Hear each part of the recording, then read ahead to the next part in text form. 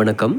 இன்றைக்கி நாம் திருச்சிராப்பள்ளி கல்லணை சாலையில் இருக்கிற திருப்பால்துறை அப்படிங்கிற ஒரு பாடல் பெற்ற சிவன் கோயில் பற்றி தான் பார்க்க போகிறோம். இந்த சாலையில் பனையபுரம் அப்படிங்கிற கிராமம் நோக்கி இடதுபுறமாக சாலை இறங்கும். அந்த சாலையில் தான் நம்ம போகணும். அப்படியே நம்ம போயிட்டு இருந்தோம்னா ஒரு ஸ்டேஜில் அது கொள்ளிடம் கரை நோக்கி இந்த சாலை போகும். இந்த பதிவு ஆரம்பிக்கும் பொழுது நாம் காவிரியோட வடக்கரையில் இருந்தோம். இப்பொழுது இந்த சாலை வழியாகவே நாம் வரும்பொழுது கொள்ளிடம் ஆறுடைய தென்கரைக்கு வந்துடுவோம். இந்த பகுதி காவிரி மற்றும் கொள்ளிடம்க்கு இடைப்பட்ட பகுதியாக அமைந்திருக்கிறதால ரொம்ப செழிப்பான பகுதி. விவசாயம் ரொம்ப அருமையாக பண்ணுவாங்க. இங்கே பார்க்குற இடம் ரொம்ப க்ரீனிஷாக இருக்கும். ஓரளவுக்கு நியர்பை இடங்களை அப்படியே பைக்லேயே கவர் பண்ணலான்னு சொல்லிட்டு இன்றைக்கி ஒரு பைக் ரைட்லேயே வந்தாச்சு. இந்த இடம் கரிகால சோழன் கட்டிய கல்லணைக்கு ஒரு 6 கிலோமீட்டருக்கு முன்னாடி இருக்குது. பின்னாடி கல்லணை காட்சிகள் எல்லாமே இந்த பதிவில் வரும். இப்போது நாம் பார்க்குற இந்த பசுமையான வயல்வெளி காட்சிகள் எல்லாமே இந்த கொள்ளிடத்தின் தென்கரையோரமாக அமைந்திருக்கிற வயல்கள். இப்போ இந்த கரையோரமாக இருக்கிற இந்த சாலையில் தான் நம்ம கோயிலுக்கு போக போகிறோம். திருச்சிராப்பள்ளியில் இருக்கிற பாடல் பெற்ற தலங்களை பார்க்கணும் அப்படிங்கிற ஐடியாவில் நான் பார்க்காத கோயில்களில் இந்த கோயில் ஒன்று. அதனால் இன்றைக்கி இங்கே கிளம்பி வந்தேன். நான் இந்த இடம் ரீச் ஆகும்பொழுது காலை ஒரு 11 மணி அளவுக்கு மேலே ஆயிடுச்சு. இப்போ இந்த வலதுபுறம் கீழே இறங்குற அந்த சாலையில் நம்ம கொஞ்சம் தூரம் ஒரு 100-200 மீட்டர் கிட்ட பயணித்தோன்னா நம்முடைய இடதுபுறத்தில் அந்த கோயிலை பார்க்க முடியும். அந்த கோயிலுக்கு போகிற அந்த போர்டு இங்கே போட்டிருக்கு. அதுவே கொஞ்சம் புதர் மண்டி இருக்குது. திருஞான சம்பந்தரால் தேவார பாடல் பெற்ற திருப்பாற்றுறை அப்படிங்கிறது இந்த கோயிலுடைய புராண பெயர். எனது நண்பர் மூலமாக கேள்விப்பட்டேன். இங்கே இருக்கிற மக்கள் இந்த ஊரை திருப்பராய்த்துறைன்னு தான் சொல்கிறாங்களாம். ஆனால் திருப்பராய்த்துறைன்னு இன்னொரு பாடல் பெற்ற தேவார பாடல் பெற்ற தலம் கரூர் சாலையில் இருக்குது. அதை பற்றி நாம் ஏற்கனவே ஒரு பதிவில் பார்த்துருக்கோம். திருப்பாற்றுறை அல்லது திருப்பால்துறை அப்படின்னு சொல்லி நாம் இந்த இடத்த ஞாபகம் வச்சுக்கலாம். இந்த கோயிலுக்கு நான் வரும்பொழுது பூட்டி இருந்துச்சு. ஏன்னா இந்த சூழ்நிலை பார்க்கும் பொழுதே தெரிஞ்சுது இங்கே மக்கள் நடமாட்டம் ரொம்ப குறைவு, ஒரு வருமானம் இல்லாத கோவில் மாதிரி தெரிஞ்சுது. அப்போது கோயிலேருந்து ஒருத்தர் நீங்கள் எங்கேருந்து வரீங்கன்னு கேட்டார். சார் நான் திருச்சியிலேருந்து வரேன் அப்படின்னு சொன்னேன். அப்புறம் நீங்கள் யாருன்னு கேட்டதுக்கு நான் தான் இந்த கோயிலுடைய மெய்க்காவலர் அப்படின்னு சொன்னார்.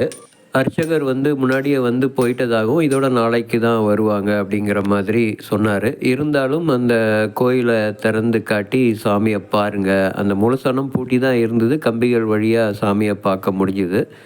அந்த வகையில் கொஞ்சம் ஹெல்ப் பண்ணார். பராமரிப்பு இல்லாமல் கொஞ்சம் இந்த சுற்றுச்சூழல் பார்க்குறதுக்கு கொஞ்சம் மோசமாக தான் இருக்குது. திருஞான சம்பந்தரால் பாடல் பெற்ற தலமாக இருக்கிறதுனால கண்டிப்பாக ஒரு பவர்ஃபுல்லான இடமா தான் இது இருக்கணும். இருந்தாலும் மக்கள் ஏன் இங்கே வரமாட்டேங்கிறாங்கன்னு தெரியல.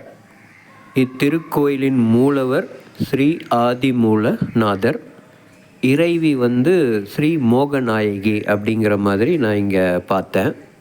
கோயிலுடைய கிழக்கு புற வாசல் தான் பார்த்தோம். அந்த கேட்டு பூட்டி இருந்தது. அங்கே கொடிமரம் இல்லை, ஆனால் பலிப்பீடம் இருக்குது. நந்தி தேவர் இறைவனை பார்க்குற மாதிரி வெளியில் அமைச்சிருக்காங்க. நாம் உள்ளே அந்த குறுகிய சாலையுடைய இடதுபுறம் தான் இந்த கோவில் அமைஞ்சிருக்கு. அது கோயிலுடைய தென் வாசல். அந்த கேட் வழியாக தான் உள்ளே போனோம். கோயில் தல வரலாறு இங்கே போட்டிருக்கு, அதை பற்றி பார்ப்போம். நம்ம கோயிலுக்குள்ளே நுழைஞ்ச உடனே சுற்றி வர ஒரு பெரிய பிரகாரம் இருக்குது. அதுக்கப்புறம் நாம் அந்த கோயிலுக்குள்ளே நுழைஞ்ச உடனே மூலஸ்தானத்தை சுற்றி வரா மாதிரி ஒரு பிரகாரம் இருக்குது. இப்போ அந்த ஏரியா தான் நம்ம பார்த்துக்கிட்டு இருக்கோம். இங்கே ஒரு தெய்வங்களுக்கும், அதாவது விநாயகர், முருகன், சண்டிகேஸ்வரர், அந்த மாதிரி தெய்வங்களுக்கு இந்த மாதிரி தனித்தனி சன்னதி இருக்குது. இந்த அமைப்பு பார்க்கும்பொழுது எனக்கு திருவாரூர் கோயில் தான் ஞாபகம் வருது. அங்கேயும் இதே மாதிரி தான் தனித்தனி சன்னதிகள் அமைந்திருக்கும். முன்னொரு காலத்தில் ஒரு சோழ மன்னன் இந்த பகுதி பக்கம் வரும்பொழுது இந்த கொள்ளிடம் கரை காடு மாதிரி இருந்திருக்கு. அப்போது குறிப்பிட்ட இந்த பகுதியிலிருந்து ஒரு வெண்ணிற பறவை பறந்திருக்கு. அது பார்க்குறதுக்கு ரொம்ப வசீகரமாக இருக்கவும் அந்த மன்னனுடைய மனதை ரொம்ப கவர்ந்திருக்கு. அந்த பறவையால் ஈர்க்கப்பட்ட அந்த மன்னன் அந்த பறவை வெளிப்பட்ட அந்த இடத்திற்கு போகும்பொழுது அங்கே ரொம்ப ஒரு நல்ல நறுமணம் வீசி இருந்திருக்கு. தன்னுடன் வந்த காவலர்களை விட்டு அந்த இடத்த சுத்தம் பண்ண சொல்லியிருக்காரு. அப்போது அந்த மண்வெட்டியால் அவங்க க்ளீன் பண்ணிகிட்டு இருக்கும் பொழுது ஒரு எறும்பு புத்து மாதிரி இருந்த ஏரியாவில் பட்டு அங்கேருந்து பால் மாதிரி வந்திருக்கு. அதை கண்டு பயந்து இவங்க தன்னுடைய இருப்பிடத்துக்கு வந்துட்டாங்க. அதுக்கப்புறம் இரவு நேரத்தில் அந்த மன்னனுடைய கனவுல சிவன் தோன்றி நான் தான் அங்கே இருக்கேன் அப்படின்னு சொன்னதாகவும், அதுக்கப்புறம் அந்த மன்னன் இந்த இடத்தில் ஒரு ஆலயம் சிவனுக்கு கட்டியதாகவும் கல்வெட்டுகள் சொல்கின்றன. ரொம்ப அருமையான கோயிலாக இருக்குது. ஆனால் என்ன காரணத்தினால இங்கே மக்கள் வரமாட்டேங்கிறாங்கன்னு தெரியல. ரொம்ப பவர்ஃபுல்லான ஒரு கோயில் மாதிரி தான் தெரியுது. பக்தர்கள் இங்கு வந்து இறைவனின் அருள் பெற்று செல்லலாம். இதனால் நமக்கு இறைவனின் அருள் கிடைப்பதோடு இந்த கோவிலையே நம்பி இருக்கும் சில ஜீவன்களுக்கும் இது ரொம்ப நல்ல ஒரு விஷயமா இருக்கும். இன்றைக்கி இங்கே அர்ச்சனை பண்ண முடியல, அதனால் இன்னொரு நாள் வரலாம் அப்படின்னு பிளான் பண்ணிவிட்டு பக்கத்தில் ஒரு 6 கிலோமீட்டர் தொலைவில் தான் கல்லணை இருக்குது. அதனால் அங்கே போகலான்னு சொல்லிட்டு கல்லணை நோக்கி போயிட்டுருக்கேன். இடதுபுறம் பசுமையான வயல்வெளிகள், காவிரியோடைய வடக்கரையில் பயணிக்கிறோம். இப்போது கல்லணை வந்தாச்சு.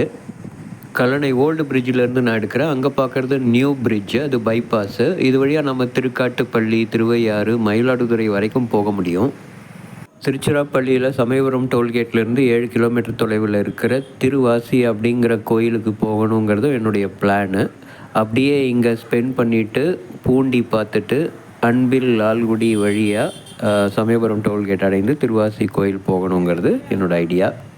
இந்த கல்லணை கட்டப்பட்ட விதம் வந்து இன்றளவும் உலக அளவில் வந்து ரொம்ப ஆச்சரியமாக பார்க்கக்கூடிய ஒரு விஷயம். கரிகால சோழன் காலத்தில் கட்டப்பட்ட அணை, 1ஆம் நூற்றாண்டிலேயே இதை கட்டியிருக்காங்க. கிராண்ட் அணைக்கட், கரிகால சோழன் கட்டிய கல்லணை காட்சிகள். நல்ல நல்ல திருக்குறள்லாம் போட்டிருக்காங்க.